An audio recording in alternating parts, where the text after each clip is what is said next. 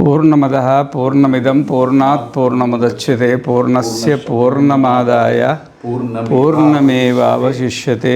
ఓం శాంతి శాంతి శాంతి. తదేతత్ర చ అభ్యుక్తం ఏష నిత్యో మహిమా బ్రాహ్మణస్య. చెప్పుకుందాం.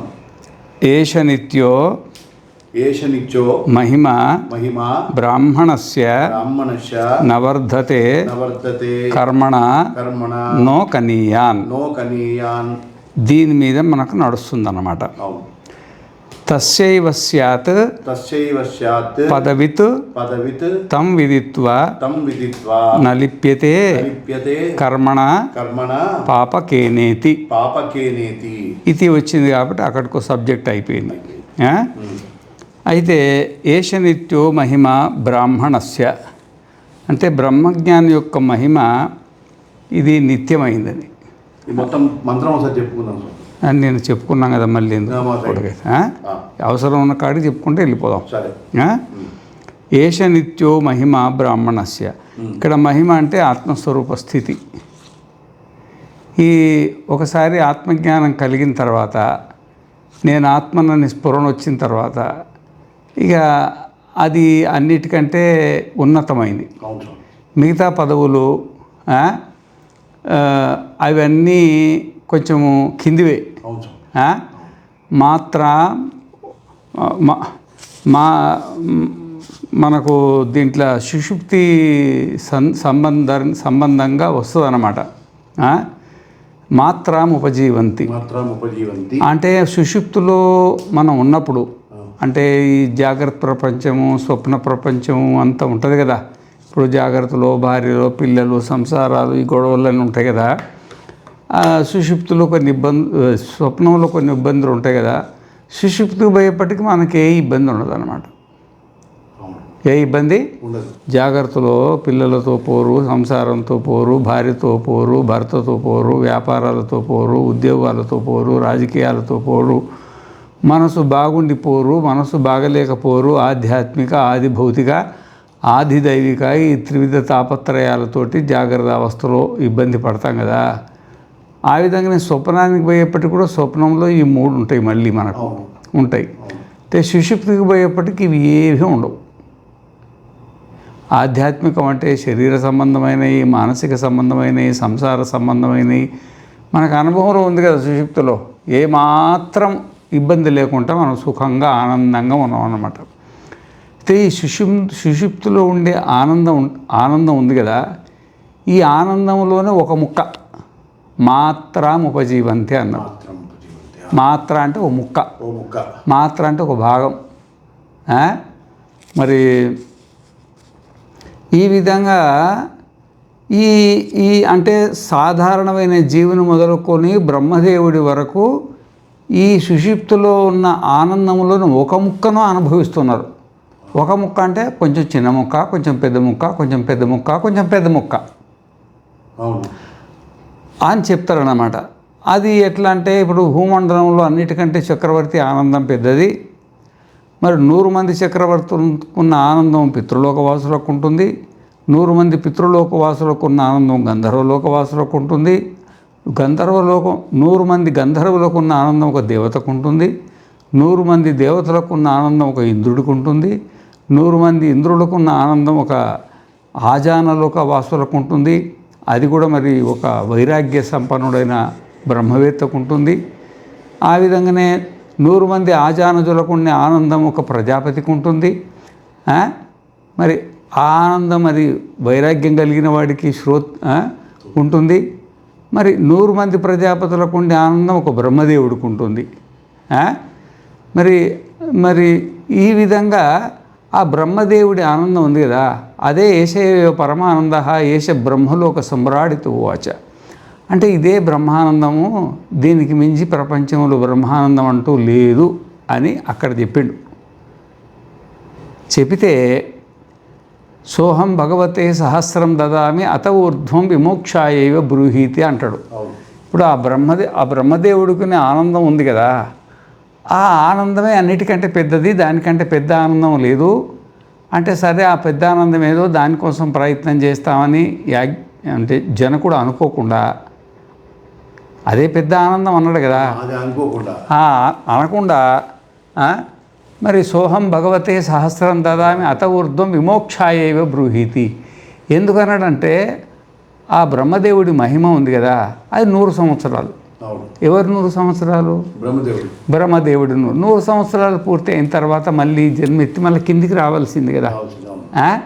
మరి ఈ మహిమ నిత్యమైందా అనిత్యమైందా? అనిత్యమైంది. కానీ ఆత్మజ్ఞానం యొక్క మహిమ స్వరూప స్థితి అనేది ఇట్లా సాపేక్షికమైన నిత్యం కాదు, ఇది నిరపేక్షికమైన నిత్యం. ఏష నిత్య మహిమ బ్రాహ్మణస్య నవర్ధతే కర్మణ నోకనీయాన్. మరి ఈ విధంగా 100 వాజసనేయ యజ్ఞాలు అంటే 100 అశ్వమేధ యాగాలు చేసిన వాడు ఇంద్రుడు అవుతాడంట. మరి బ్రహ్మదేవుడు చేయడానికి, బ్రహ్మదేవుడు కావడానికి ఎంతో కాలం ఏమేమో తపస్సులు చేయాలి వేదాన్ని అనుసరించి. తపస్సు చేసి శరీరంలో ఉన్న సత్వగుణము, రజోగుణము, తమోగుణం, మాలిన్యం మొత్తం దాన్ని శుభ్రంగా కడిగి శుద్ధ సాత్వికానికి వస్తే కానీ ఆ బ్రహ్మ పదవి అనేది రాదు. కానీ గుణాతీత స్థితి కాదు అది, అది గుణాతీత స్థితి కాదనమాట. ఆడికి పోవాలంటే చాలా పెద్ద ప్రయత్నం చేయాలి. అంత పెద్ద ప్రయత్నం కూడా మరి ఆ ప్రయత్నం అనేది ఈ కర్మ వల్ల అది పెరిగి పెరిగి పెరిగి పెరిగి పెరిగి ఒక యజ్ఞం చేసి 2 యజ్ఞాలు చేసి 2వ యజ్ఞం కొంచెం పెరిగే 3వ యజ్ఞానికి కొంత పెరిగే. ఈ యజ్ఞం అంటే త్యాగమే కదా. తను సంపాదించినటువంటి డబ్బు ఇంత దానం చేయడము, అన్నదానాలు చేయడము, దక్షిణలు ఇవ్వడము త్యాగం పేరే కదా యజ్ఞం అనేది. ఈ విధంగా తనకున్న సర్వస్వాన్ని త్యాగం చేసేసి మరి ఈ విధంగా తన పుణ్యాన్ని పెంచుకోవడం వల్ల ఇది ఆ పుణ్యం పెరిగే కొద్దీ ముందు చక్రవర్తిత్వం వస్తుంది, ఇంకా పుణ్యం పెరిగితే నీకు పితృలోకత్వం వస్తుంది, ఇంకా పుణ్యం పెరిగితే గంధర్వ లోకత్వం వస్తుంది, ఇంకా పుణ్యం పెరిగితే దేవలోకత్వం వస్తుంది, ఇంకా పుణ్యం పెరిగితే ఆచాన లోకత్వం, ఆఖరికి బ్రహ్మలోకత్వం. పుణ్యం పెరిగే కొద్దీ మరి పుణ్యం తరిగే కొద్దీ మళ్ళీ కిందికి వస్తుంటాడు. ఈ తరుగుడు పెరుగుడు అనేది కర్మకు సంబంధించి ఉంటుంది. నీ కర్మ పెద్దే కొరిగి మీ కర్మ పెరిగే కొద్దీ నీ పదవి పెరుగుతుంది, దాన్ని మహిమ అంటారు. నీ కర్మ అనుభవించే కొద్దీ ఏమవుతుందో అది తగ్గిపోతుంటుంది అన్నమాట. కానీ ఆత్మజ్ఞాని ఈ ఆత్మస్వరూప స్థితి ఇది కర్మకు సంబంధించింది కాదు. ఎందుకంటే కర్మ మనకు జాగ్రత్తలో ఉంటుంది, స్వప్నంలో ఉంటుంది. సుషుప్తి కర్మ కాదు, సహజంగా వస్తుంది, సహజంగా కాదు. కానీ మనం ఆత్మస్వరూపంలో కర్మ సంభవం కాదు కదా. ఏతో ఎవ్వని చేజనించు జగమెవ్వని లోపనలుండు లీనమై ఎవ్వని అందు డిందు పరమేశ్వరుడెవ్వడు మూల కారణం ఎవ్వడనాది మధ్యలయుడెవ్వడు సర్వము తానయైన వాడెవడు. ఇది అండర్లైన్. సర్వము అంటే జాగ్రత్త తానే, స్వప్నము తానే, సుషుప్తి తానే. మనమే కదా. మనకు భిన్నంగా జాగ్రత్త ఎక్కడ ఉంది, మనకు భిన్నంగా స్వప్నం ఎక్కడ ఉంది, తన సుషుప్తి ఎక్కడ ఉంది? లేదు కదా. సర్వము తానయైన వాడెవ్వడు వానిని ఆత్మభవుని. ఆత్మ అంటే శరీరంలో, భవ అంటే ఉండేవాడని. మనమే కదా ఉండేది శరీరంలో. నీ శరీరంలో మీరు ఆత్మభవులు, నా శరీరంలో నేను ఆత్మభవుని కదా. ఈ విధంగా మనము మన జాగ్రత్త మనలోనే పుట్టింది, మన స్వప్నము మనలోనే పుట్టింది, మన సుషుప్తి మనలోనే పుట్టింది. అంటే మన స్వరూపమే, మన స్వరూపమే, మనకు భిన్నంగా ఏది లేదన్నమాట. ఇదంతా లయించి జాగ్రత్త లేదు, స్వప్నం లేదు, సుషుప్తి లేదంతా. ఇప్పుడు మనం జాగ్రత్తలో ఉన్నాం. జాగ్రత్తలో ఉన్నప్పుడు మీ సంసారం మీకు, మా సంసారం మాకు అన్నట్టు ఏమేమో కనబడుతుంటాయి. నీ లోకం మీది, మా లోకం మాది, ఇట్లా కనబడుతూ ఉంటాయి. కానీ స్వప్నానికి వెళ్ళిపోయేప్పుడు నీ జాగ్రత్త అంతా లయం అయిపోయింది నీతోటి. అంతా లయమైపోయిన తర్వాత నన్న తత్ర రథాన రథయోగాన పంథానో భవంత్యత రథాన్ రథయోగాన్ పత సృజతే. ఈ జాగ్రత్త కాలకు సంబంధించినటువంటి ప్రపంచం అంతా మాయమై అక్కడ కొత్త ప్రపంచం వస్తుంది, కొత్త ప్రపంచం ఉంది. అక్కడ రథాలు లేకున్నా అంటే స్కూటర్లు లేకున్నా స్కూటర్లు ఉన్నట్టుగా, కార్లు లేకున్నా కార్లు ఉన్నట్టుగా, ఇల్లు లేకున్నా ఇల్లు ఉన్నట్టుగా, పదవులు లేకున్నా పదవులు ఉన్నట్టుగా, ఆనందం లేకున్నా ఆనందం ఉన్నట్టుగా, దుఃఖం లేకున్నా దుఃఖం ఉన్నట్టుగా, మరి ఒక ఉన్నతమైన స్థితి లేకున్నా ఉన్నతమైన స్థితి ఉన్నట్టుగా, ఏడుస్తున్నట్టుగా, నవ్వుతున్నట్టుగా, భయపడుతున్నట్టుగా ఇవన్నీ మనకు అక్కడ ఉంటాయి. అప్పుడు ఇవన్నీ ఏమన్నా ఉన్నాయా? మరి ఎక్కడికి పోయినాయి ఇవన్నీ? నీ జాగ్రత్త ప్రపంచం అంతా స్వప్నానికి పోయేప్పటికీ ఎక్కడికి పోయింది ఇది? అది ఎక్కడి నుండి వచ్చిందో అక్కడికే పోయింది. అది మనలో నుండే వచ్చింది, మన లోపలికే పోయింది. ఇప్పుడు మంద చీకట్లో పాము ఉన్నది, అది పాము అనుకొని తీరా లైట్ వేసేప్పటికి తాడయింది. అది ఏడికి పోయిందంటే ఏం చెప్తాం? అది ఏడ పుట్టిందో అడిగి పోయింది. అది నిన్న ఆర్ట్కి సంబంధించి ఒకసారి ఆ టెస్ట్ కూడా చేయమని చెప్తే సరే 2D ఈకో చేయించా. 2D ఈకో చేయిస్తే ఆ ఆర్ట్ చూడాలనుకున్నాను నేను. అంతా బాగానే ఉంది సార్ అన్నాడు. ఒకసారి అది చూపించబోయా నాకన్నా. కొట్టుకున్న చూపిస్తున్నాడు, మధ్యలో ఆకాశంలాగా మధ్యలో ఖాళీ ఉంది స్వామి. ఇక అది ఫిజికల్ సంబంధించింది ఉండొచ్చు. ఆకాశంలో ఉన్నాడా? కాదు, అది హృదయాకాశమా. నువ్వు చెప్పేదేమో స్థూల హృదయం, ఇది ఎడం పక్క ఉంటుంది కదా, తిన్న ఆహారంతో పెరిగేది, అది వేరు. మనం ఉండేది హృదయ పద్మం సుషుమ్నా నాడిలో ఉండేది వ్యవహారం. ఇది హృదయ పద్మంలో సుషుమ్నా నాడిలో, సుషుమ్నా నాడిలో హృదయ పద్మంలో ఆకాశం. హృదయ పద్మంలో ఆకాశంలో బుద్ధి, ఆ బుద్ధిలో మనం. అర్థమైందా? ఈ విధంగా ఇప్పుడు మన జాగ్రత్త అంతా నిద్ర స్వప్నానికి పోయేప్పటికీ జాగ్రత్త ప్రపంచం అంతా పోయింది. నీ ప్రపంచం అంతా ఎక్కడికి పోయిందంటే మన లోపలే లయమైంది. ఎక్కడికి పోయింది అది? నీ జాగ్రత్త ప్రపంచం నీ లోపలే లయమైపోయింది. మళ్ళీ సుషుప్తి పోయేప్పటికీ స్వప్న ప్రపంచం కాస్త అది కూడా పోద్ది మనకు. స్వప్నంలో ఏమేమి ఉన్నావో, నువ్వు రాజు అయినవో, మంత్రి అయినవో, గరీబ్ అయినవో, ధనవంతుడైనవో, ఏమేమైనవో అంతా మాయమైపోతాయి. అప్పుడు మనం మాత్రమే ఉంటాం, కానీ మనమెవరో మనకు తెలియకుంటుంటాం. మనమెవరో అప్పుడు తెలియకుంటుంటాం. అత్ర పితా భవతి, మాతా లోకా దేవా వేద అత్రస్తేనో అస్తేనో భవతి. ఈ జాగ్రత్త కాలంలో ఉన్న గుర్తింపులు ఒక్క గుర్తింపు కూడా ఉండదు, ఒక్క గుణం కూడా ఉండదు, ఏ పుణ్యం ఉండదు, ఏ పాపం ఉండదు, ఏ సంబంధం లేకుండా మనం అక్కడ ఉండి లేని స్థితిలో ఉంటాం. ఉండి లేని స్థితి అంటే ఉంటాము, కానీ ఉన్నట్టు మనకు తెలియకుండా ఉంటుంది. దాన్ని అజ్ఞానం అంటారు అన్నమాట. దాన్ని కారణ శరీరం అంటారు, ఉంటాం అన్నమాట. మరి అప్పుడు ఈ జాగ్రత్త ప్రపంచము, స్వప్న ప్రపంచము ఎక్కడి నుండి వచ్చింది? యతో వాయుమాని భూమతాని జాయంతే ఏన జాతాని జీవంతి. ఇప్పుడు ఈ జాగ్రత్త ఎవరితోటి బతుకుతుంది? మన జాగ్రత్త. మన స్వప్నం ఎవరితోటి బతుకుతుంది? మన సుషుప్తి ఎవరితోటి బతుకుతుంది? మరి తిరిగి ఇవన్నీ దేంట్లో లయమవుతున్నాయి? మనలోనే. కాబట్టి ఇప్పుడు జాగ్రత్త ఏమో జాగ్రత్త లయమవుతుంది, స్వప్నం లయమవుతుంది, కానీ సుషుప్తి దగ్గరికి వచ్చేప్పటికీ సుషుప్తి పోవట్లేదు. కారణ శరీరం అక్కడ అజ్ఞానం ఉంది కదా, అహం బ్రహ్మాస్మి అని మనకు అనుకోవట్లేదు కదా. మనం సమాధిలో ఉన్నప్పుడు అహం బ్రహ్మాస్మి మనోబుద్ధి అహంకార చిత్తాదినాహం నచశ్రోత్ర జిహ్వే, ఇది నేను కాదు, నేను ఆత్మకార స్ఫురణలో ఉంటాం కదా. అక్కడ స్ఫురణ లేదు కదా. అక్కడ స్ఫురణ అంటే కూడా ఇది కూడా సాధనావస్థే, సిద్ధి అవస్థ ఏం కాదు, కానీ ఎంతో కొంత ఉంటుంది అన్నమాట. అక్కడ అది లేదు కదా. అయితే ఇప్పుడు ఈ జాగ్రత్త స్వప్న సుషుప్తి ప్రపంచం అంతా ఉదయిస్తుంటుంది, లయిస్తుంటుంది. నిన్న జాగ్రత్త ఉదయించింది, నిన్న స్వప్నం ఉదయించింది, నిన్న సుషుప్తి ఉదయించినాయి. మూడిటికి మూడు అస్తమించిపోయినాం. అవి మూడు పోయినాయి, మనం పోయినామా? లేదు, మనం పోలేదు కదా. అదే అన్నమాట ఇక్కడ.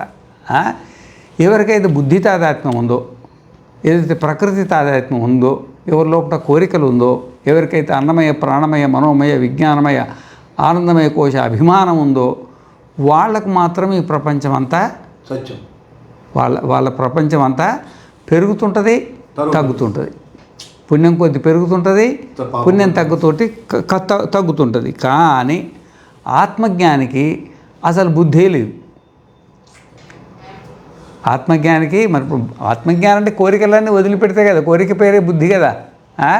ఆ కోరికలన్నీ వదిలిపెట్టిన తర్వాత కోరికలు లేనోడికి జాగ్రత్త ఏముంది, స్వప్నం ఏముంది, సుషుప్తి ఏముందిగా?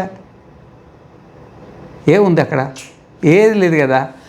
అందుకనే మరి ఆ మన బ్రహ్మాకార స్థితి ఉంది కదా, అది కర్మతో పెరిగేది లేదు, కర్మతోటి తగ్గేది లేదు. నవర్ధతే కర్మణా నో కనీయాన్. ఏమి నౌకనీయాన్ తస్యైవ స్యాత్ పదవిత్ తం విదిత్వ. మరి ఆ పదవిత్ అన్నాడు. పద్యత ఇది పదం పొందబడేది. మనకు ఇంతవరకు నేను ఆత్మనని స్ఫురణ మనకు లేదు కదా. ఇంతవరకు నేను శరీరము, నేను ధనవంతుని, నేను దరిద్రుడిని, నేను మనుషుణ్ణి, ఇట్లాంటి ఆలోచన ఉంది కదా. మరి వేదాంత శ్రవణం చేసిన తర్వాత, ఉపనిషత్తు శ్రవణం చేసిన తర్వాత నేను ఆత్మను అని తెలుస్తుంది కదా, దాన్ని పదవిత్ అంటారు.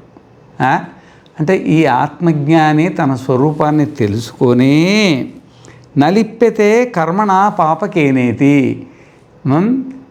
మరి నలిప్యతే కర్మణ పాపకేనేతి అంటే పుణ్యాన్ని పాపాన్ని రెండింటిని కలిసి పాపం అంటాడు ఇక్కడ.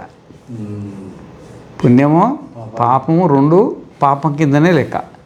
పాపం ఏంటంటే సంసారాన్ని అంటగట్టేదాన్ని పాపం అంటారు. నీకు పుణ్యం ఉన్నా సంసారం మెడగబడుతుంది, పాపం ఉన్నా సంసారం మెడగబడుతుంది. అందుకనే ఈ కర్మ ఉంది కదా, ఈ కర్మతో వచ్చిన పుణ్యపాపాలు ఉంటాయి కదా, ఈ రెండింటిని కలిసి వేదాంత దృష్టిలో అంత పాపం కిందనే లెక్క. పాపం కిందనే లెక్క కడతాడు. ఎందుకంటే బ్రహ్మదేవుడు అంటాడు, నేను ఇక ముసలితనం వచ్చే కొద్దీ ఇక నేను చచ్చిపోతా, ఇక నా టైం దగ్గరకు వచ్చేసింది, ఇక మరి ఆ మహాత్ముడు సమాధికి వెళ్ళి ఆత్మజ్ఞానాన్ని పొంది శాశ్వత ఆనందాన్ని పొందిండు, నా ఆనందం అయిపోతుంది, నా ఆనందం తరిగిపోతుంది, మళ్ళీ నేను భూలోకానికి వెళ్ళాలా, మళ్ళీ ఇక ఏమేమో కార్యక్రమాలు చేయాలా, వాళ్ళ భయం వాళ్ళకు ఉంటుంది. ఎందుకంటే మనం చనిపోయేది మనకు తెలీదు, కానీ బ్రహ్మదేవుడికి తెలుసుద్ది. మనమేమో తల్లిదండ్రుల గర్భంలో పుట్టాం, ఆ దేవతా శరీరాలు అట్లా గర్భంలో పుట్టేటివి కావు, రెడీమేడ్ శరీరాలు అవి, రెడీమేడ్ తయారైన శరీరాలు. దాంట్లో ప్రవేశిస్తారు. ప్రవేశించిన తర్వాత అది క్యాలిక్యులేషన్ చెప్తూనే ఉంటుంది, ఈరోజు పోతారు, రేపు పోతారు, ఎల్లుండి పోతుంది అని. అప్పుడు వాళ్ళకి బెంగ పుట్టుకుంటుంది అన్నమాట. బెంగ పుట్టుకొని అది ఇక వాళ్ళకు ఒక రకమైనటువంటి తనకంటే పైన కూడా ఉన్నాడు బ్రహ్మజ్ఞాని అని ఒకటి ఉంటుంది కదా, అర్థమైందా? ఈ విధంగా మరి వాడికి పుణ్యపాపాలు అంటుతాయి. ఎవరికి? ఒక బ్రహ్మజ్ఞానికి తప్ప మిగతా వాళ్ళందరికీ పుణ్యం చేస్తే పుణ్యము, పాపం చేస్తే పాపం అది వదిలిపెట్టదు. దానివల్ల వచ్చే జన్మలు కూడా వదిలిపెట్టదు. అసలు మనకు ఈ బ్రహ్మజ్ఞానికి బుద్ధే లేదు కదా, కోరికే లేదు, అన్నీ వదిలిపెట్టిండు. పుత్రేషణ లేదు, విత్తేషణ లేదు, లోకేషణ ఏదైనా చేస్తే కదా కర్మ. అందుకనే వీడు మరి కర్మతో పెరిగేది లేదు, కర్మతో తగ్గేది లేదు, కర్మలు విన్ని ఏమీ చెయ్యలేదు. నా కర్మణ లిప్యతే అంటే ఇతన్ని బాధించాయి. తస్మాత్ ఏవం విత్, ఈ విధంగా తన స్వరూపాన్ని తెలుసుకొని, మన స్వరూపాన్ని తెలుసుకొని, తస్మాత్ అంటే ఇంతవరకు ఆ యాజ్ఞవల్క్యుడు జనకుడి సంవాదాన్ని మొత్తం విన్న తర్వాత, ఓహో నా స్వరూపం ఇది కదా, ఇది నా స్వరూపం, ఇది నా ఆత్మకు భిన్నంగా, అంటే నాకు భిన్నంగా జాగ్రత్త లేదు, నాకు భిన్నంగా స్వప్నం లేదు, నాకు భిన్నంగా సుషుప్తి లేదు, ఏం కనబడుతుందే నేనే, నా ఆకారమే, ఏం కనబడకపోయినా నా ఆకారమే, అంత నాకు భిన్నంగా ఏమి లేదంటే సర్వాత్మ అయిపోతాడు. ఏమవుతాడు?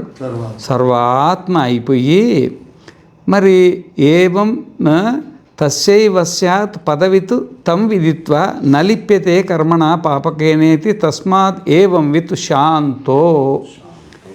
ఇక ఇంతవరకు మనిషికి తృప్తి ఉండదు.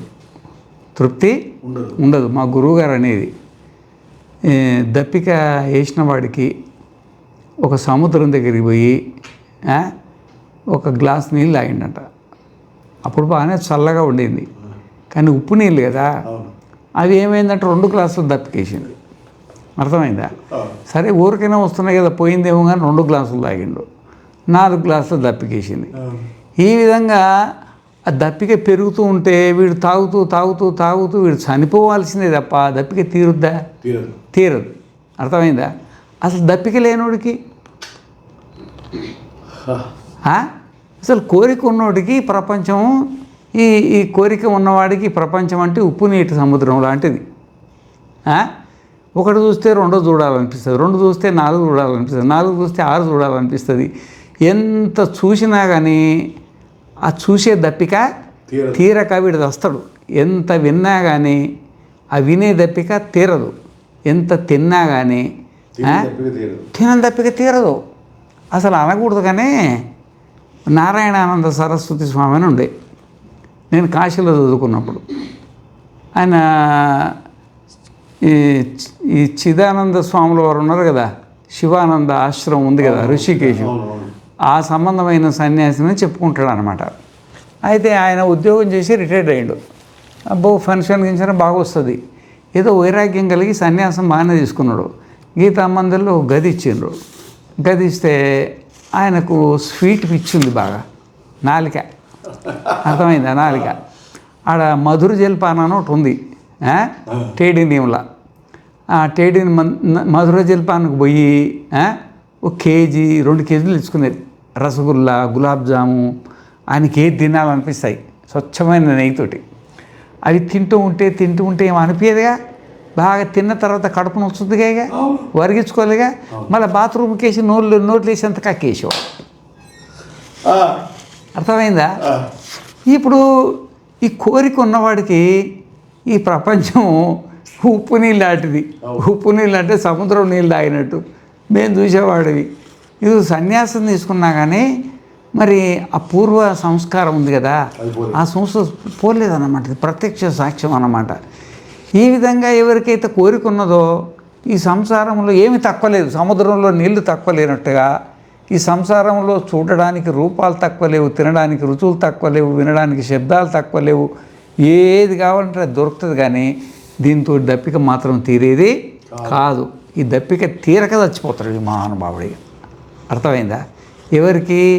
ఇతను కామయమాన, ఎవరికైతే కోరికలు ఉన్నాయో, ఎవరికైతే కోరికనే లేదో, ఎవరికైతే కోరికనే లేదో వాడు ఇక మరి ఏమో విత్ శాంతో, ఇక కంటితో చూడడు, చెవితో వినడు. ఇక వీడికి ప్రపంచం కథ తెలిసింది. ఇది నాకు భిన్నంగా ఏమీ లేదు, నేనే అట్లా కనబడుతున్నా, నేనే అట్లా కనబడుతున్నా అని ఈ విధంగా ప్రపంచ విషయంలో శాంతుడు అయిపోతుంది. ఆడికి పోయి అది చూడాలా, ఈడికి పోయి చూడాలా, ఆడికి పోయి అది తినాలా, ఈడికి పోయి ఇది తినాలా, ఇది అది ఏమీ చెప్పలే ఉంటుంది అన్నమాట. స్పర్శాన్ కృత్వ బహిర్బాహ్యాన్ చక్షుశ్చైవాంతరో భ్రువో ప్రాణాపానో సమౌ కృత్వ నాసాభ్యంతర చారిణౌ యతేంద్రియ మనోబుద్ధిర్ మునిర్మోక్షపరాయణ విగతేచ్ఛా భయక్రోధో యస్సదా ముక్త ఏవస. ఇది భగవద్గీతలో వస్తుంది. స్పర్శాన్ కృత్వా బహిర్బాహ్యాన్. స్పర్శ అంటే ఏంటంటే, ఇప్పుడు మీరు నన్ను చూస్తున్నారు, నా స్పర్శ నీ కంటికి తగిలింది. తగిలిన తర్వాత వీళ్ళు గురువుగారు వీళ్ళకి నమస్కారం చేయాలనిపిస్తుంది అనమాట. ఇది కంటికేమో రూపస్పర్శ, చెవికేమో శబ్దస్పర్శ, నాలికకేమో రుచి స్పర్శ, ముక్కుకేమో వాసన స్పర్శ, చర్మానికేమో అది ఉష్ణ శీత అనుష్ణ శీత స్పర్శలు ఉంటాయి అనుకో. ఈ స్పర్శలను అసలు స్పర్శనే చేసుకోకూడదు అంటే. ఇప్పుడు కన్ను తెరిస్తే రూపస్పర్శ వస్తుంది కాబట్టి కన్ను మూసుకోవాలి, ఇంకా స్పర్శ ఉండదు. ఇక స్పర్శాన్ కృత్వా బహిర్బాహ్యాన్. ఈ శబ్దస్పర్శ రూపరసగాల స్పర్శ తగలకుండా ఇంద్రియాలను అన్నీ ముడుచుకుంటాడు. ఇక చూసేది లేదు, వినేది లేదు, తినేది లేదు, ఏది లేదు. స్పర్శ, విషయ స్పర్శ అనేది ఇంద్రియానికి. ఇప్పుడు విషయం బయట ఉంటుంది, దాని స్పర్శ మనది అవుతుంది కదా. ఆ స్పర్శతోటే కదా ఈ మహాత్ముడికి ఇది బాగుంది, ఇది బాగలేదు, ఇది ఉంటే బాగుంది, ఇది లేకపోతే బాగుంది అంటాడు కదా. స్పర్శాన్ కృత్వా బహిర్బాహ్యాన్. ఈ విధంగా ఇక్కడ తస్మాత్ ఏవం విత్ శాంతో అంటే బహిస్పర్శలను లోపలికి రానియకుండా మనసు శాంతమైపోతుంది. బాబు, ఇంతవరకు లేని పామును చూసి నేను భయపడ్డా, అసలు జాగ్రత్త లేదు, అసలు స్వప్నము లేదు, అసలు సుషుప్తి లేదు, సర్వం కల్విదం బ్రహ్మ నేహ నానాస్తికించిన, అంత పరమాత్మని దర్శించుకుంటూ తనకంటే భిన్నంగా ఇంకొకటి లేదని శాంతుడవుతారనమాట. అంటే ఇంద్రియాలలో చపలత్వం పోతుందని తాత్పర్యం. ఇక ఇంద్రియాలలో చపలత్వం పోతుంది. ఇక శాంతో దాంత ఇక మానసిక శాంతి. అది ఎక్కడ చెప్తున్నాను? మానసిక శాంతి ఆ మంత్రంలో 3వ లైను. తస్మాత్ ఏవం విత్ శాంతో దాంతః. కాదండి, తస్మాదేవం విచ్చాంతో శాంతో శాంతో శాంతో వరకు చెప్పా. ఇప్పుడు ఆ తర్వాత దాంతః. ఇప్పుడు దాంతః దాంత అంటే ఏంటంటే ఇప్పుడు మనస్సు అనేది చపలత్వం వదులుతుంది. ఇప్పుడు ఇంద్రియ చపలత్వం సంబంధం అన్నాడు, అది చూడాలా ఇది చూడాలా అది చూడాలా ఇది చూడాలని. ఇప్పుడేమో మనసులో చపలత్వం పోతుంది. మనసులో చపలత్వం పోతుంది. మనసులో చపలత్వం అంటే నాకు ఒక మాట జ్ఞాపకం వస్తుంది. మనసులో విషయాలు ఉంటే కూడా ఆ విషయాలు మనసును కలిపెడుతుంది. అవునండి, మామూలు కలిపెట్టదు అన్నమాట. ఆ మామూలు అని రాక్షసుని చేస్తుంది, రాక్షసుని దేవత కూడా చేస్తుంది. అది 2 ఉన్నాయి. అవి లోపల మనసులో ఉండేటివి అన్నమాట. అయితే నేను ఒకసారి ఇక్కడ ఈ నల్లమల అరణ్య ప్రాంతాలలో ఒక కొండ మూల కింద కూర్చొని ఒక లక్ష్మీనరసింహస్వామి గుడి ఉండే.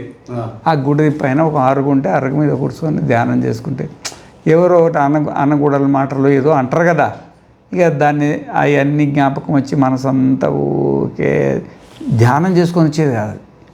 అదే అనవసరంగా అన్నారు, నేను ఊరికే ధ్యానం చేసుకొని వచ్చేది కాదు. అది బాగా నలిగిపోతుండేది.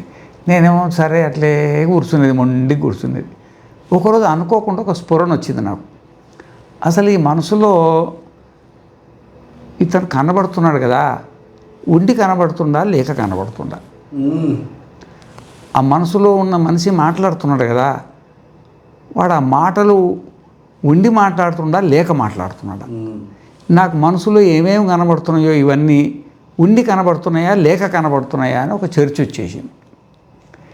చర్చ వచ్చేప్పటికీ దెబ్బకు మాయమైపోయింది. అంతే, అవన్నీ లేకనే కనబడుతున్నాయిగా.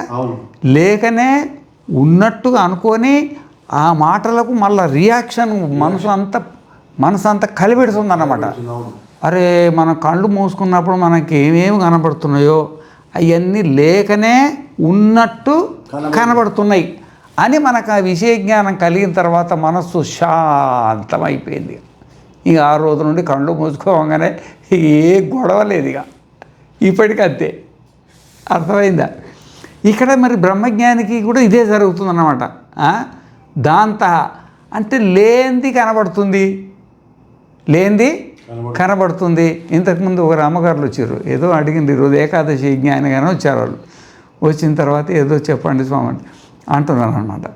అయితే ఓ సముద్ర తీరాన ఓ చోట ఎండి కనబడుతుంది, ఎండి కనబడుతుంటే ఒక అమ్మగారు అక్కడ కూర్చుంది, ఇంకొక అమ్మగారు కొత్తగా వచ్చింది.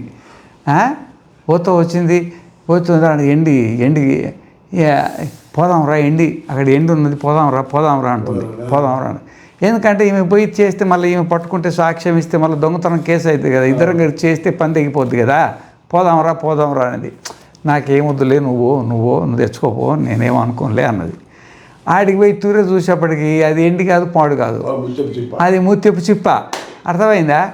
ఇక ఆమెకేమో చెప్పలొత్తం ఉంది పోవాలని. ఈమె ఆల్రెడీ పోయి చూసి వచ్చింది. ఇది ఆల్రెడీ పోయి చూసి వచ్చింది. నువ్వు పోవమ్మా, నాకేమవుతుంది, నేనేమనుకోను పోవన్నది అనమాట. ఇప్పుడు ఇద్దరు మనుషులే కదా. ఆమె తెలవక ఉన్నదనుకుంది, ఈమె తెలిసి అవి నిజంగానే కనబడుతుంది, కానీ లేక కనబడుతుంది, ఉండి కనబడట్లేదు. ఈ విధంగా ఆత్మజ్ఞానం కలిగిన తర్వాత ఇప్పుడు నేను మీ మనసులో ఉన్నా, మీరు నా మనసులో ఉన్నారు. విషయ ప్రత్యక్షం ఎక్కడైతే చెప్పండి, మనసులోనే. ఎట్లయితే చెప్పండి.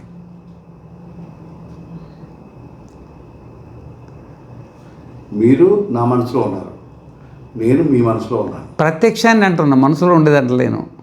విషయ ప్రత్యక్షం ఎట్లయితే అంటే దీనికి ఒక ప్రక్రియ ఉందన్నమాట. విషయ ప్రక్రియ ఎట్లుందంటే, ఇప్పుడు మీ కన్ను నా పైన వాలింది, స్పర్శ అయింది. స్పర్శ అయిన తర్వాత నేను ఏ ఆకారం ఉన్నానో ఆ ఆకారము, నేను ఏ రంగులో ఉన్నానో ఆ రంగు, నేను ఏ ముద్రలో ఉన్న ఆ ముద్రలా ఇవన్నీ లోపలికి మనసులోకి వెళ్ళిపోతుంది. అవును, కన్ను ద్వారా. కంటి ద్వారా లోపలికి వెళ్ళిన తర్వాత ఆ లోపల బుద్ధి చూస్తుంది దాన్ని. బుద్ధి బయటికి రాదు, బుద్ధి బయటికి రాదు, లోపల కూర్చుంటుంది. కన్ను ద్వారా చూస్తుంది. కన్ను తీసుకుపోయి లోపల పెడితే చూస్తుంది అది. అవును, బుద్ధి బయటికి రాదు, లోపల ఉండి చూస్తుంది. విషయ ప్రత్యక్షము బుద్ధికి అనేది లోపటి అంతఃకరణంలోనే అవుతుంది. అది అంతఃకరణంలో మనం ఉంటాంగా, మనకు కూడా అవుతుంది. అంతఃకరణానికి అవుతుంది అంటే మన బుద్ధికి అవుతుంది, మనకు కూడా అవుతుంది. బయటికి కనబడింది ఏం విషయం, బుద్ధికి కనబడింది ఏంది ప్రతిబింబం. అది బుద్ధి కనబడింది ఏంది ప్రతిబింబం అన్నమాట. అయితే వాస్తవికంగా ఏమంటుందంటే నీకు ఏం కనబడుతుందో అంత ప్రతిబింబమే. నువ్వు ఇప్పుడు ఏమేమి చూస్తున్నావో ఏమేమి వింటున్నావో ఇదంతా లేకనే ప్రతిబింబం లేకనే కనబడుతుంది కదా. ఇప్పుడు తాడులో పాము లేకనే కనబడుతుంది కదా, ముత్తేపు చిప్పడిలో వెండి లేకనే కనబడుతుంది కదా, ఇప్పుడు స్వప్నంలో ఎన్నో విషయాలు లేకనే కనబడుతున్నాయి కదా. ఆ విధంగానే ఇప్పుడు మీరు ఏమేమి చూస్తున్నారో ఇవన్నీ లేకనే కనబడుతున్నాయి, ఉండి ఒక్కటి కూడా కనబడతలేదు అన్నమాట. ఏ విధంగా జాగ్రత్త మన స్వరూపమో, ఏ విధంగా స్వప్నము మన స్వరూపమో, ఆ విధంగానే ఈ సృష్టి కూడా అంతా మన స్వరూపమే అని తెలిసిన తర్వాత తనకు భిన్నంగా ఇంకొకటి లేదు, ఇదంతా లేకనే ఉన్నట్టు భ్రమ అని తెలిసిన తర్వాత మనస్సు ఎక్కడికి పోతుందండి? ఇంకెక్కడ పోతుంది? అదే చెప్తున్నాను అనమాట. దాంత, రెండోది దాంత, తర్వాత మూడోది ఉపరత. ఉపరత అంటే మనం ఇంత మీరు ఇప్పుడు గృహస్థంలో ఉండి ఏదో ఉద్యమం చేస్తున్నారు. ఉద్యమం అంటే బతుకు తెరువు కోసం ఇటు ఇటు యుద్ధం చేస్తున్నారు. యుద్ధం ఇక ప్రతి జీవి కూడా యుద్ధమే చేస్తుంది. చీమను మొదలుకొని బ్రహ్మదేవుడి వరకు అందరూ యుద్ధంలోనే ఉన్నారు. సంసార యుద్ధంలో ఉన్నారు అన్నమాట. కొంతమంది ఈ లోకానికి సంబంధించిన యుద్ధం చేస్తుండ్రు, కొంతమంది పై లోకానికి సంబంధించి అంతా యుద్ధం అంటే కర్మ అన్నమాట. కర్మ చేస్తుంటారు అన్నమాట. ఇక వీడు ఏ కర్మ చేయడు, ఇక మానుష కర్మ చేయడు, పితృలోక కర్మ చేయడు. ఎందుకంటే తనకంటే భిన్నంగా రెండు వస్తువే లేదు. అంతా తానే. ఎవరి కోసం చేయాలి, ఎందుకు చేయాలి? ఉపరత తితిక్షు, ఇకను ఓర్పు, ఇకను ఓర్పు. ఇక లేనిది ఉన్నట్టు కనబడుతుంది కదా. మరి కనబడ్డప్పుడు ఇక మనకు పూర్వజన్మ ప్రారంభం ఒకటి ఉంటుంది కదా, వదిలిన మిస్సైల్ ఉంటుంది కదా, అది టార్గెట్ పోతుంది, చేరిపోతుంది. ఆ విధంగానే జాతి ఆయుస్సు భోగం తీసుకొని ఈ మనసు పుట్టింది కదా, దీనికి సంబంధించిన భార్యగానే ఉంటుంది, పిల్లగానే ఉంటారు, ఇల్లుగానే ఉంటాయి. కానీ ఇక్కడ సన్యాసి కథ చెప్తుండు. ఈ సన్యాసం తీసుకొని పరివ్రాజులకై తిరుగుతూ ఉంటాడు కదా. తిరుగుతూ ఉన్నప్పుడు ఒకడు పొగుడుతూ ఉంటాడు, ఒకడు తిడుతూ ఉంటాడు. ఓ చోట అన్నం దొరుకుతుంది, ఓసారి అన్నం దొరకదు, ఓ చోట చలి పెడుతుంది, ఓ చోట ఎండ కొడుతుంది. ఈ ప్రాపంచిక స్పర్శ ఉంది కదా, దీన్ని మాత్రం ఓపిక పట్టాల్సిందే. ఏమి లేకున్నా ఆ లేందే ఇబ్బంది పడుతుంది, ఇబ్బంది పెడుతుంది అన్నమాట. తితిక్షు, సహనం అనేది తప్పదు. ఎంత పెద్ద సన్యాసికైనా సహనం అనేది తప్పదు. తర్వాత సమాహితం అంటే ఏంటంటే, ఇప్పుడు ఈ పాము కుపుసాన్ని వదిలి పుట్టలో పడుకుంది. పాము తద్యత అహిహి నిర్వైని వల్మీకే మృత ప్రత్యస్థ శయిత ఏవమేవ ఇదగుం శరీరం శేతే అథ అయం అశరీరో అమృత ప్రాణో బ్రహ్మయేవ తేజయేవ. దీంతోనే వచ్చింది కదా. ఈ విధంగా మనకు ఉపరతి అంటే ఈ శరీరము మనస్సు ఇదంతా కల్పితాలు. ఇదంతా కల్పితాలు. ఎట్లయితే స్వప్నంలో మరి శరీరం ఉండింది, భార్య ఉండే, పిల్ల, ఏదో స్వప్నంలో అన్నీ కనబడతాయి. మెలుకోగానే అదే లేకనే కనబడ్డాయి అని మనం ఆ విషయంలో ఏమన్నా ఆలోచన చేస్తామా? లేదు, ఏం చేయం కదా. ఆ విధంగానే ఆత్మజ్ఞానం కలిగిన తర్వాత కూడా ఇప్పుడు చూస్తూనే, స్వప్నం చూస్తూనే ఇది ఆత్మస్వరూపం అని గ్రహిస్తారు అన్నమాట. జాగ్రత్తలో కూడా జాగ్రత్తలోనే ఉంటాడు బ్రహ్మజ్ఞాని. జాగ్రత్తలో ఉన్నా కానీ ఈ శరీర సంబంధమైనవి, మనస్సు మానసిక సంబంధం అన్నీ వదిలిపెట్టి, కుబుసం వదిలిపెట్టేసేసి కేవలం తన స్వరూపంలో అంటే సమాధిలో ఉంటాడు. తన సమాధిలో ఉంటాడు. దాన్ని సమాహిత అంటాడు. దాన్ని సమాధి. స్థూల శరీరము నేను కాదు, సూక్ష్మ శరీరం నేను కాదు, నేను ఆత్మను. ఈ స్థూల శరీరంతో నాకు అవసరం లేదు, సూక్ష్మ శరీరంతో నాకు అవసరం లేదు. అవి రెండింటిని త్యాగం చేసి, అంటే సర్వ ప్రపంచాన్ని అంతా త్యాగం చేసి తన స్వరూపంలో ఉండడాన్ని సమాహిత అంటారు. ఈ సమాహిత ఉండడానికి ఎన్ని అవసరం కదా, ఇంతకుముందు చెప్పిన ఎన్ని. సమాహితో భూత్వా, సమాహితుడై ఆత్మన్యేవ ఆత్మానం పశ్యతి. ఆత్మన్యేవ, ఇక్కడ ఆత్మ అంటే శరీరం, ఆత్మ అంటే శరీరం. ఇప్పుడు నేను ఆత్మనని నాకు స్ఫురణ శరీరంలో తెలిసిందా, శరీరం బయట తెలిసిందా? అది ఇక్కడ ఈ శరీరంలోనే నేను ఆత్మను అనే విషయం తెలిసింది కదా. తర్వాత ఈ శరీరం కూడా ఆత్మే, ఈ మనస్సు కూడా ఆత్మే. దీంట్లో ఏమేమి ఉన్నదో ఈ శరీరము, మనస్సు, ఇంద్రియాలు ఏమేమి ఉన్నాయి అంతా ఆత్మే. ఈ విధంగా ఈ శరీరావచ్ఛిన్న అంటే ఈ శరీర నఖశిక పర్యంతము నేను ఆత్మను. ఒకటి శరీర బ్రహ్మ, ఒకటి ప్రాణ బ్రహ్మ, ఒకటి మనోబ్రహ్మ, ఒకటి విజ్ఞాన బ్రహ్మ, ఒకటి ఆనందమయ బ్రహ్మ. ఇక ఆనందమయ బ్రహ్మ దగ్గర కూడా ఆనందమయ దగ్గర కొంచెం చర్చ ఉన్నాయి. భృగురు వైవారుణి వరుణం పితరముపసార అది భగవో బ్రహ్మేతి వస్తుంది కదా దాంట్లో. ఇక ఆనందమే సంబంధించింది కొంచెం రెండు రకాలుగా ఉంటుంది అనుకోండి, ఏదైతే ఉంది. కానీ మరి ఇదంతా కూడా నేనే ఈ విధంగా ఉన్నా. నేను ఆత్మ, నేనే శరీరంగా ఉన్నా, నేనే ప్రాణాలుగా ఉన్నా, నేనే మనస్సుగా ఉన్నా, నేనే బుద్ధిగా ఉన్నా, నేనే సుఖ దుఃఖాలుగా ఉన్నా. నాకు భిన్నంగా ఇంకొకటి ఏమీ లేదు. సముద్రం నుండి ఉప్పు తయారై బయటకు వచ్చిన తర్వాత ఆ ఉప్పు నేను సముద్రాన్నే అని అనుకుంటే ఏ దోషం లేదో, ఏ దోషము లేదు. ఆ విధంగానే శరీరం అనేది ఒక ఉప్పు, ప్రాణాలు కూడా ఒక ఉప్పు, మనస్సు కూడా ఒక ఉప్పు, బుద్ధి కూడా ఒక ఉప్పు. సముద్రం మనమే. సముద్రం ఎవరు? మనమే. మన నుండి ఈ అంత ప్రపంచం అంతా ఉత్పన్నమైందనమాట. ఇది మనకంటే భిన్నంగా లేదు, ఇది మన స్వరూపమే. యథా సైంధవ కిల్య ఉదకే ప్రాస్త ఉదకమేవ అనువిలీయత. ఇది దీనికి మీరు అధ్యయనం చేయలేదు కాబట్టి తర్వాత వస్తుంది ఇది. ఈ విధంగా మరి ఈ శరీరంలో ఏమేముందో అంతా ఆత్మే. ఆత్మనే నేను, ఆత్మనే నాకు భిన్నంగా ఏదీ లేదు ఈ శరీరం అంతా. ఇదన్నమాట. సమాహితో భూత్వ ఆత్మన్యేవ అంటే శరీరావచ్ఛిన్నేన, శరీరం ఎంత ఉందో అంతా లోపల బయట అంతా శరీరానికి సంబంధించి ఆత్మానం పశ్యతి, నేను ఆత్మనని గ్రహిస్తాడు అనమాట.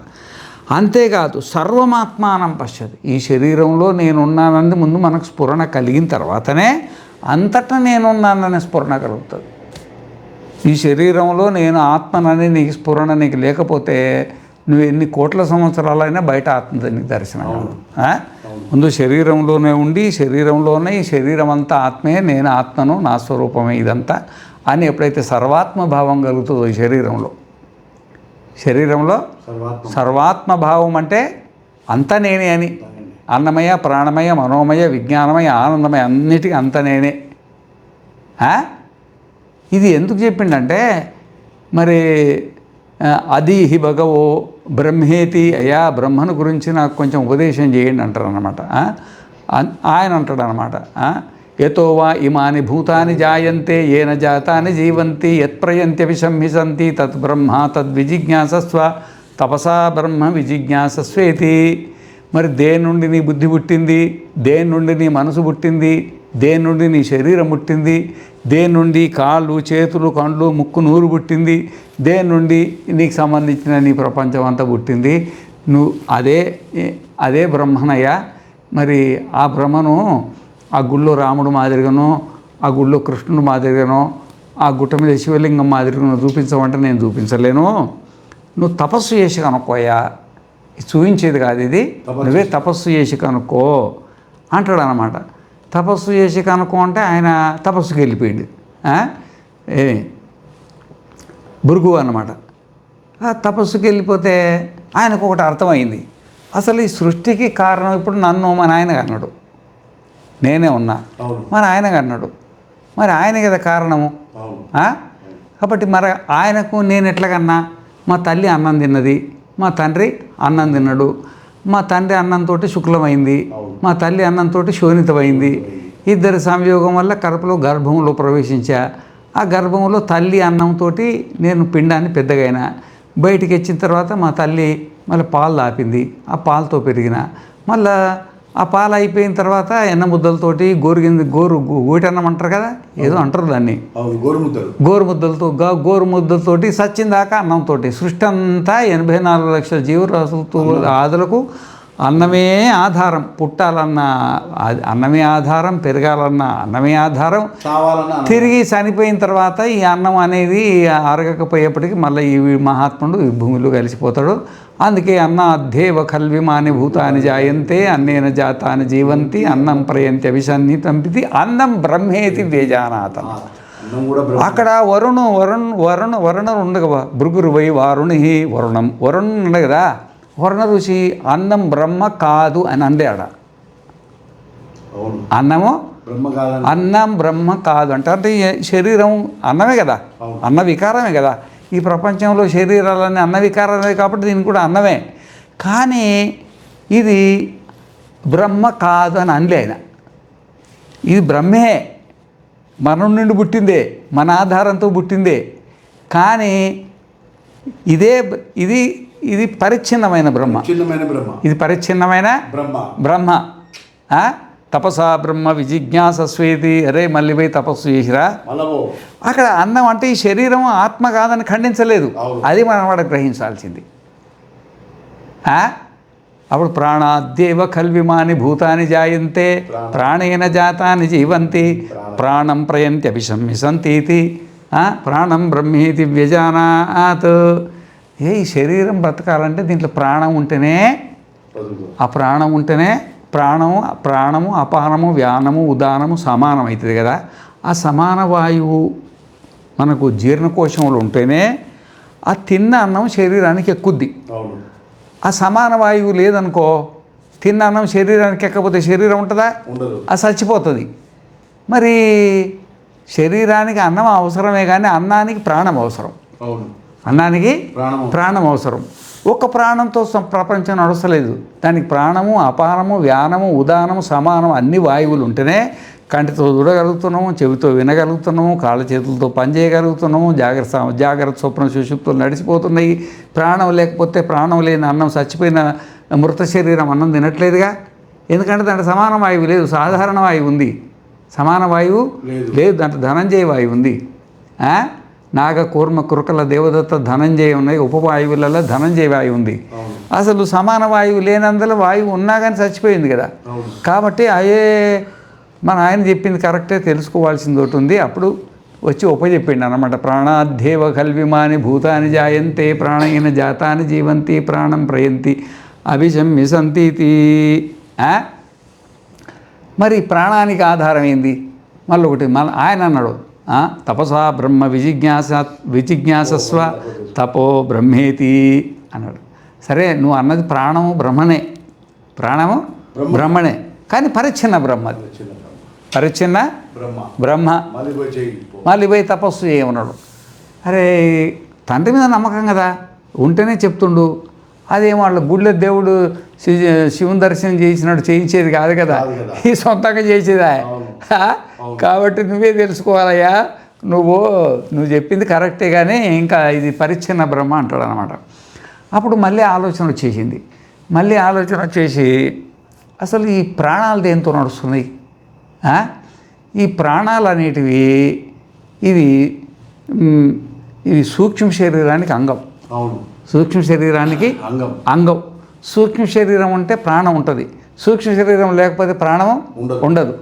ఈ మనసు అనేది లేకపోతే ఇప్పుడు ఆ మనస్సుతోటే ఇవి ఉంటాయి అన్నమాట. అంతే అంతఃకరణం అని ఇక్కడ.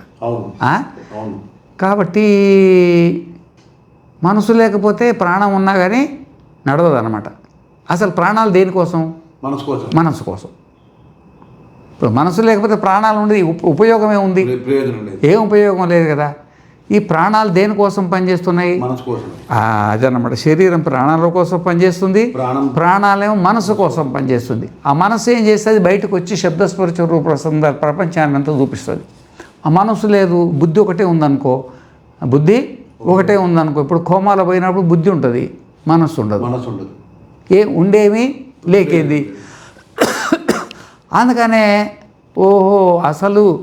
అసలు దేనికోసం అన్నం అవసరమో, దేనికోసం శరీరం అవసరమో, దేనికోసం ప్రాణం అవసరమో, మనస్సు అనేది మనకు అనివార్యం. కాబట్టి మనస్సే బ్రహ్మ అని తండ్రి గారి దగ్గరకు వచ్చేసి మనసా కేవ కల్విమాని భూతాని జాయంతే మనసా జాతాని జీవంతి.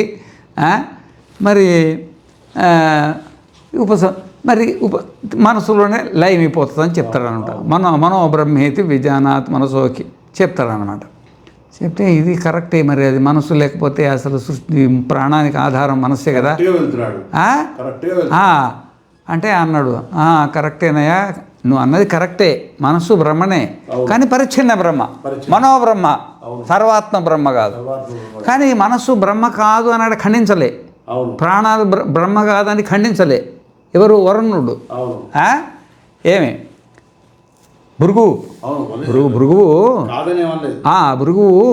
వరుణుని కొడుకు భృగువు ఖండించలేదు అనమాట. ఖండించకపోతే మళ్ళీ తపస్సు చేసి బ్రహ్మను అనుకోమన్నాడు. అప్పుడు విజ్ఞానాద్ధేవ ఖల్విమాని భూతాని జాయంతే విజ్ఞానేన జాతాని జీవంతి విజ్ఞానం ప్రయంతి అభిసంవిశంతి ఇది చెప్తాడనమాట. అప్పుడు వచ్చేసి మనస్సు దేనికోసం పనిచేస్తుంది అంటే బుద్ధి కోసం పనిచేస్తుంది. బుద్ధి కోసం అసలు రాజు వీడు. అసలు రాజు వీడి నుండే, వీడి కోసమే ఈ సృష్టి అంతా పనిచేస్తున్నది. వీడి కోసమే శరీరం, వీడి కోసమే మనస్సు వచ్చింది, వీడి కోసమే ఇంద్రియాలు వచ్చేసినాయి, వీడి కోసమే ప్రాణాలు వచ్చినాయి, వీడి కోసమే శరీరానికి వచ్చింది, వీడి కోసమే శరీరం బతకడానికి అన్నం కూడా వచ్చేసింది. కాబట్టి బుద్ధి అని మళ్ళీ తండ్రి గారి దగ్గరికి వచ్చేసి భృగు ఈ మంత్రం చెప్తారన్నమాట. మనసు విజ్ఞానాద్ధేవ ఖల్విమాని భూతాని జాయంతే విజ్ఞానేన జావంత జీవంతి చెప్తా. ఈయన అన్నాడు అన్నమాట, సరేనయ్యా, నువ్వు బాగానే కష్టపడుతున్నావు, కానీ ఇది కూడా పరిచ్ఛిన్న బ్రహ్మనే పోమంటాడు. ఇది కూడా పరిచ్ఛిన్న బ్రహ్మనే. ఎందుకంటే బుద్ధి అవచ్ఛిన్న చైతన్యాన్ని గమనించిన నువ్వు సర్వాంతర్యామి చైతన్యాన్ని గమనించట్లేదు కదా. అసలు ఈ బుద్ధి దేనికోసం పనిచేస్తున్నది అనేది మనసుకు వచ్చింది ఇక వీడికి. అసలు ఈ బుద్ధి దేనికోసం పనిచేస్తుంది? ఇది ఇంకోటి ఉంది కదా, బుద్ధి నా బుద్ధి అంటున్నాం కదా. బుద్ధి ఎవరి కోసం పనిచేస్తున్నది? నా కోసం పనిచేస్తుంది కదా. మళ్ళీ పోయి తపస్సు, ఇక్కడ కూడా మళ్ళీ బుద్ధి ఆత్మ కాదు అని అనలే, బ్రహ్మ కాదు అని అనలే, కానీ పరిచ్ఛిన్న బ్రహ్మ అన్నాడు. పరిచ్ఛిన్న బ్రహ్మ అన్నాడు.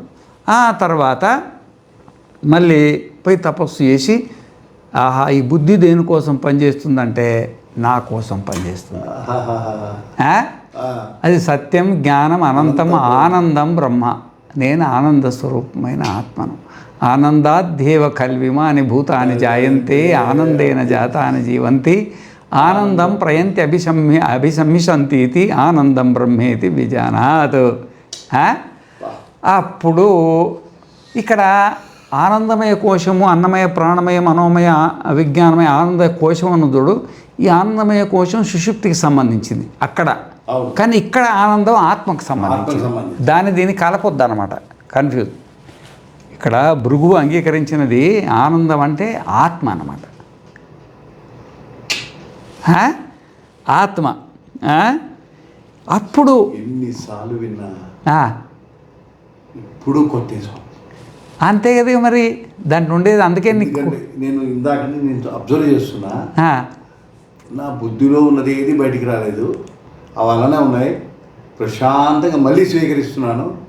అది అలాగా చూడండి, అన్నమయం, ప్రాణమయ, మనోమయ, విజ్ఞానమయ, ఆనందమయ, అలాగా అవన్నీ పరిచ్ఛిన్న, ఆనందమయం మాత్రం అపరిచ్ఛిన్న. ఇక్కడ అదే చెప్తుండనమాట. ఇప్పుడు ఆత్మన్యేవ ఆత్మానం పశ్యతి సర్వమాత్మానం పశ్యతి. ఇంతకుముందు మరి భృగురుమై వారుణి వరుణం పితరం ఉపశసార అని భృగు ఉన్నాడు కదా. మరి ఆ వరుణుని కొడుకు భృగువు తండ్రి దగ్గరికి వచ్చినప్పుడు ఇవన్నీ పరిచ్ఛిన్న బ్రహ్మాలు. ఇంతకుముందు శరీరం నేను ఆత్మ, శరీరంలో ఉండేది అంత ఆత్మని పరిచ్ఛిన్న ఆత్మలో ఉంటుంది. కానీ లాస్ట్కి ఏమొచ్చేసింది, అపరిచ్ఛిన్న ఆత్మ, ఈ శరీరంలోనే కాదు అన్ని శరీరంలోనే ఉన్నా, మొత్తం అంతటా నేనే ఉన్నా అని ఇదే అన్నమాట. సర్వమాత్మానం పశ్యతి, సమస్తాన్ని ఆత్మగా అంటే తనకు భిన్నంగా జాగ్రత్తలో ఎంతుందో అంత నేనే, స్వప్నంలో ఎంతుందో అంత నేనే, సుషుప్తి ఏదన్నా ఉంటే అది కూడా నేనే. నాకు భిన్నంగా జాగ్రత్త లేదు, నాకు భిన్నంగా స్వప్నము లేదు, నాకు భిన్నంగా సుషుప్తి లేదు, నాకు భిన్నంగా ఏ ప్రపంచమే లేదు. సర్వం కల్విదం బ్రహ్మ నేహనానాస్తి కించనని అంత సర్వాత్మ భావంతో తన స్వరూపంలో ఈ మహాత్ముడు మస్తు ఆనందంగా ఉంటాడు అన్నమాట. మిగతాది రేపు చెప్పుకుందాం. పూర్ణమద పూర్ణమిదం పూర్ణాత్ పూర్ణముదచ్యతే పూర్ణస్య పూర్ణమాదాయ పూర్ణమేవావశిష్యతే. ఓం శాంతి శాంతి శాంతి.